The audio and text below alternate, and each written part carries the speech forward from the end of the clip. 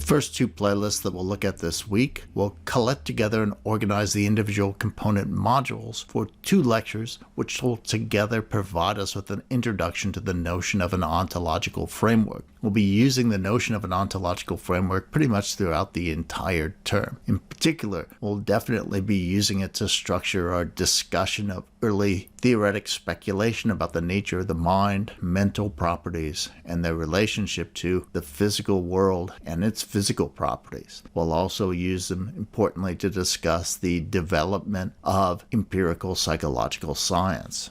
We'll begin the week's lectures in this playlist by talking about concepts. We'll give a general introduction to concepts. We'll emphasize the two important roles of concepts in cognition and the three features of cognition that help to facilitate their serving those roles within cognition. In the next playlist and lecture, we'll turn our attention specifically to discussing ontological frameworks, their component elements, and the role that they play in the development of a scientific treatment of a domain. I introduced the notion of ontological frameworks by first introducing the notion of concepts, in part because students were asking about categorization and conceptualization in the orientation lecture, but also in part because part of the underlying structure of this course is the supposition that science is not discontinuous with ordinary cognition. That is, the mechanisms and functions of ordinary cognition are also operant when people are doing science. This isn't to say that science is on par with ordinary cognition. In fact, science differs from ordinary cognition in that science develops by optimizing and emphasizing different constraints than the constraints that tend to be operant in our ordinary cognition. Let's turn our attention to the notion of concepts then. In this lecture, we'll be talking about two roles of concepts in cognition.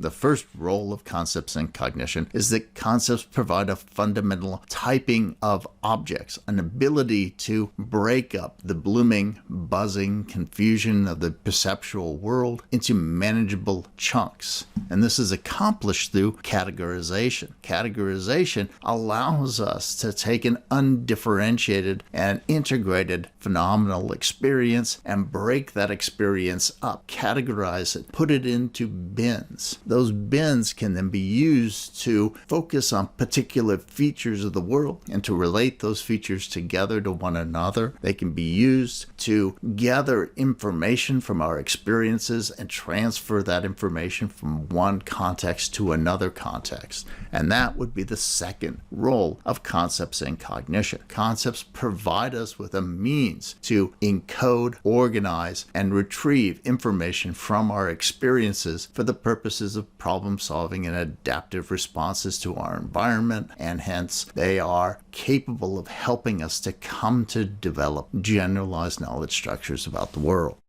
Three features of concepts, as we'll see, facilitate these two roles. The first feature that we'll look at is the notion of concepts as promoters of cognitive economy. Concepts help to manage the amount and complexity of information that we have when we're thinking about or interacting or adaptively responding to the world. This turns out to be very important given our limited resources, both in terms of our memory resources and our processing resources. And so concepts promoting cognitive economy are trying to strike this balance between having a useful supply of relevant and accurate information and having too much information to process or store in memory for the purposes of a successful adaptive response to the world. Now, concepts often succeed in promoting cognitive economy, but they don't always succeed in promoting cognitive economy. And as with all the features that we'll talk about how concepts can sometimes fail to promote cognitive economy.